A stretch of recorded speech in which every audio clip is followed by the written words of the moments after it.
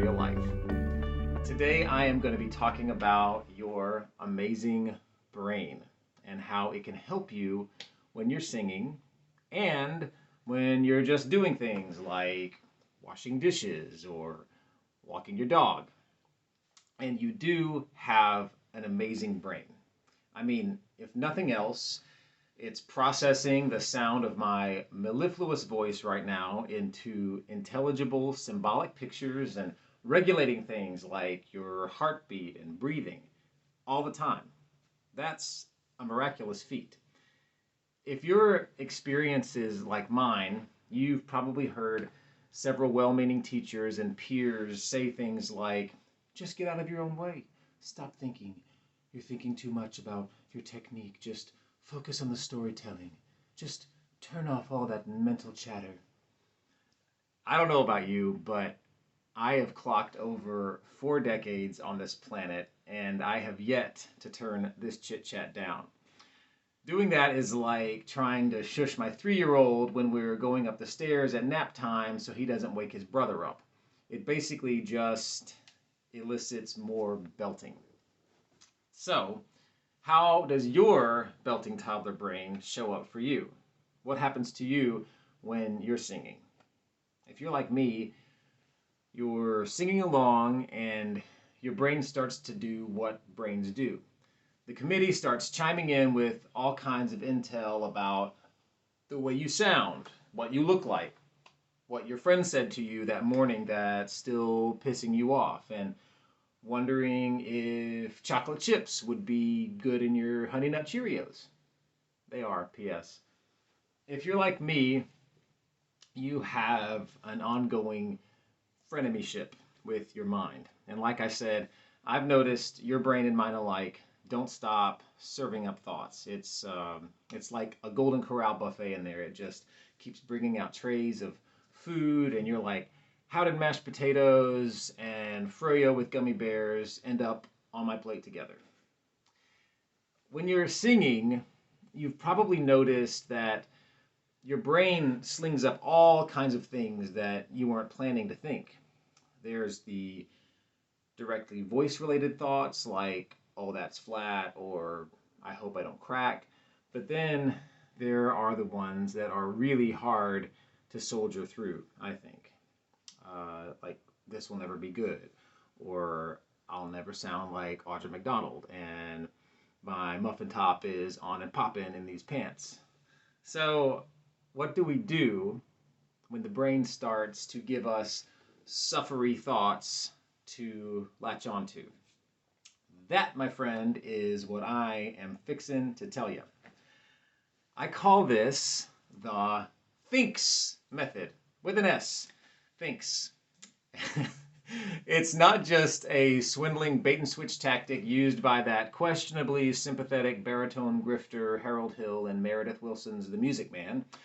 It's a real thing that I made up that you can use when your brain jumps the track and starts yammering at you like one of the salesmen in the opening number of the aforementioned musical. Here you go. All your thinking troubles right here in River City are about to be solved. The thinks method. Here it is. T. T is for tend. Tend your thoughts, which means observe them like a benevolent gardener.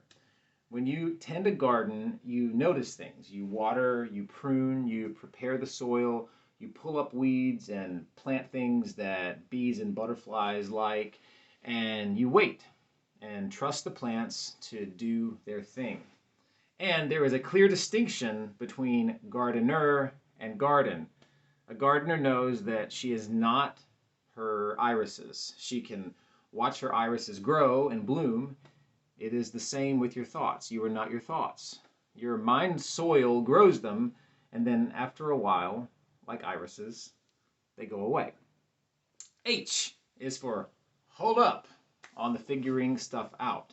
Now, you may immediately spot something you call a weed growing in your brain garden, but before you set out to rip it up by the roots and throw it in the fire pit, take a moment to observe.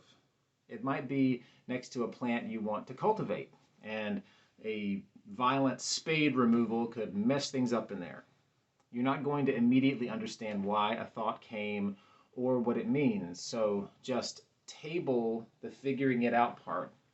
You can look at it, notice that it has some interesting blooms, and then possibly make a wise plan to usher it out of your garden. I is for include. Include the thought in your garden, because guess what? It is already there. If you fight a thought, it amplifies. I will provide you an example. Drive all thoughts of Rocky Road ice cream from your mind. Now, banish all images of fragrant roses. The mind doesn't hear the no portion of our self-direction and focuses on the image itself. We have to acknowledge the thought is there if we want to give it any room to move anywhere, especially if we want that to be out of our head. N is for inhale. If you're feeling stuck in a thought loop of destruction and poison ivy, remember that a new thought is as close as your next breath. When we get stressed, our bodies like to lock down and stop breathing because breathing is allowing in.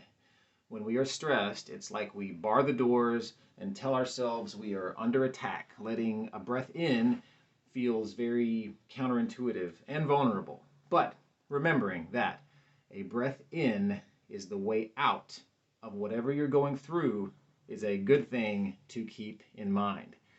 If you're singing and you notice your mind is hurling up some ideas that make you contract or hurt even, watch them like the patient noggin gardener you are, and remember, you are one breath away from a new thought. K. K is for kindness. Kindness is key. After you breathe again, you can have a whole file of helpful things to say to yourself. I like to pull out things that make me take myself less seriously because I'm often taking myself way too serious. Seriously, y'all. I will think of the time my backpack unzipped and exploded papers all over 8th Avenue while the Don't Walk sign was flashing and 2 fellow pedestrians helped me scoop up my documents. Or when I licked the Haagen-Dazs vanilla ice cream scoop right off the cone onto the sidewalk, looked around, picked it up, scraped off the gravel, and kept on licking. Or maybe the time I said something factually wrong in front of a full classroom of very intelligent college juniors. Bottom line here is that I will bet on the fact that you are doing your best with what you have. You're singing because you love it and want to share beauty with the world. And you get to take your time and have a process.